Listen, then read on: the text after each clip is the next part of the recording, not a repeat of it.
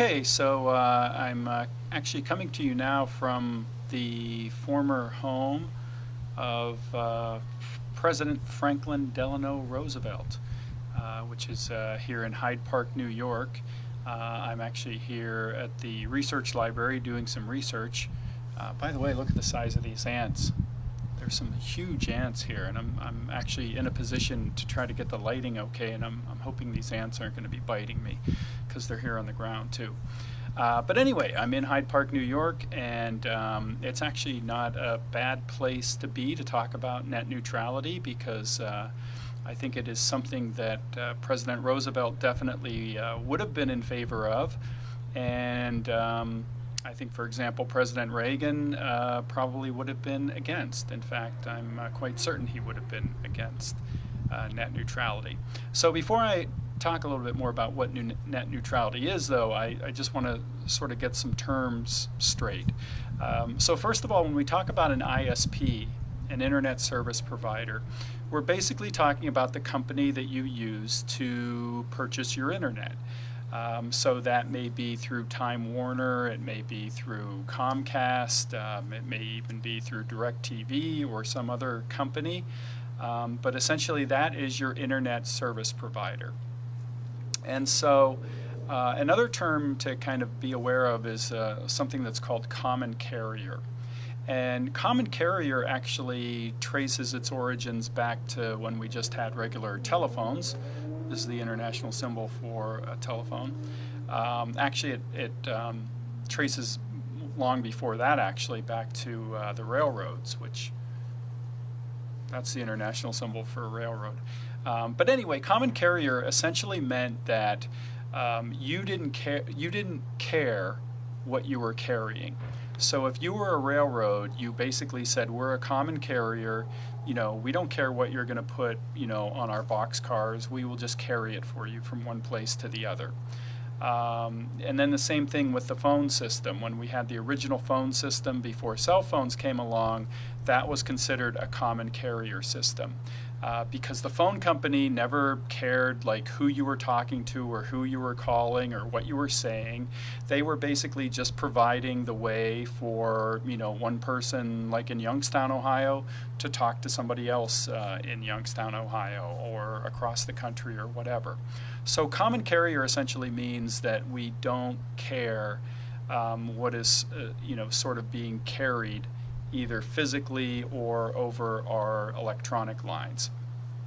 So with that in mind, what happened here with net neutrality is the internet service providers wanted to be able to charge companies and perhaps even customers more to have faster speed.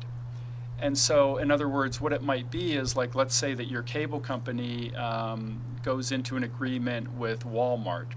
And they basically say, okay, Walmart, if you pay us, several $100,000 a year or a month or whatever, we will make sure that when somebody goes to the Walmart homepage, it pops up, really quick.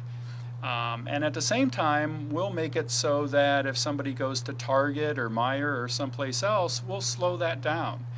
So this is actually the idea of like the opposite of net neutrality because, again, what the internet service provider would be doing there is sort of treating the different content in different ways. And this already had come about. Comcast had actually already started to step in and, for example, they would sort of what they called throttle, which basically meant slow down customers who were doing BitTorrents and other kinds of things like that. And then Comcast was wanting to get money from Hulu and from Netflix, extra money to basically be able to stream their content fast enough for people to use it. And so there's been a call for a long time for the FCC, the Federal Communications Commission, which regulates electronic communication, to step in and, essentially do something about this. During the Bush administration, nothing really happened with this, and for quite a while in the Obama administration, nothing really happened either. And eventually what happened was the FCC initially came out with this idea of like, okay, we're going to allow you to have an internet fast lane, which meant that, companies could, charge extra just to kind of have this additional fast lane, but they couldn't slow anything else down. But then there was a lot of negative public reaction to that, and so then what happened back in 2015 was the FCC actually came out with net neutrality rules. And these net neutrality rules basically said just what I've been talking about, where if you're an internet service provider, you're not allowed to basically change the speeds of things just because of what they are or where they're coming from. And so this affects, any kind of internet service provider, whether it is, through your cable company or whether it's through your phone company or whether it's through a satellite provider. Basically, it, affects everybody the same. And not surprisingly, the cable companies, Verizon and some others, stepped in and challenged this. And actually earlier, well, actually not today, I think it was actually yesterday, but the Circuit Court of Appeals actually ruled in favor of the FCC and essentially said, okay, you can do these net neutrality rules. So that's pretty much good news for people who are in favor of net neutrality, which I count myself as one of them. Most of the tech companies tend to be in favor of net neutrality.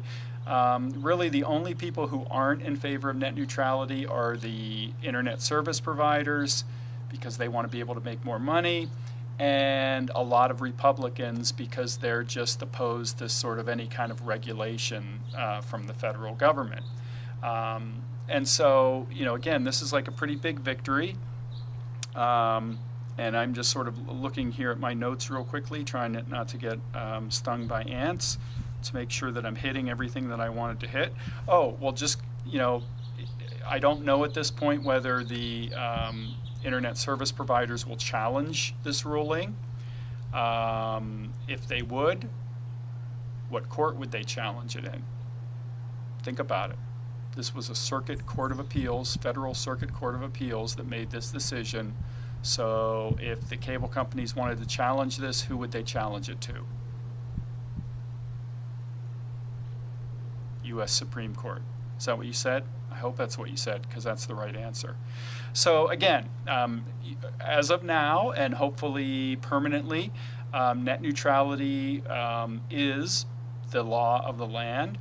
And like I said, it's a pretty big issue, and certainly if we didn't have net neutrality, I think we could have been running into all kinds of problems with, again, you want to have a certain video provider that you like to watch videos on, but maybe your cable company doesn't like that video provider, so they have an agreement with another video provider that pays them money, and so they would slow down your video provider.